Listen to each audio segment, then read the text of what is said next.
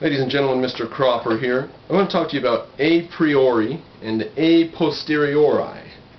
A couple of terms in philosophy, fairly abstract terms in philosophy. And just to remind you, I'm talking at you from Objectivism here. So I saw a video, I think by Heltzerman or somebody about it. You know, educated academic person.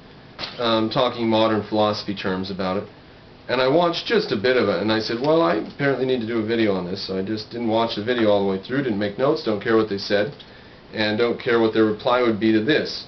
So I'm just going to tell you in objective terms, and then they can obfuscate and you can judge for yourself. A priori, an idea that you have a priori means you have it before experience.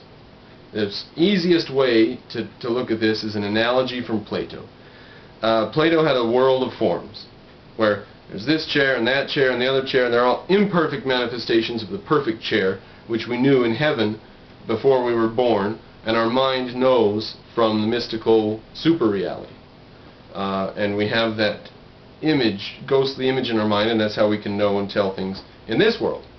So that's the world of forms, and that is the idea of the a priori in your mind before you're born, before you look at the world, before you gather information. And this question arose because how does man get started? How do you get things into your mind, and where do you get going? What do you use for a foothold?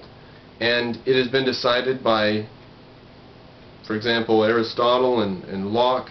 I'm not so sure about Aristotle, but Locke for sure with the tabula rasa. And is that an Aristotelian term? It skips my mind at the moment. I don't know so much. But the tabula rasa, the idea that man's born as a blank slate with nothing. Everything in his mind comes from the time he's born after. In other words, everything in man's mind comes from the five senses. Everything comes from the five senses. Everything but everything. That's that view. That's the view that everything is a posteriori. You don't have any a priori concepts. So it's prior and post, after, you know.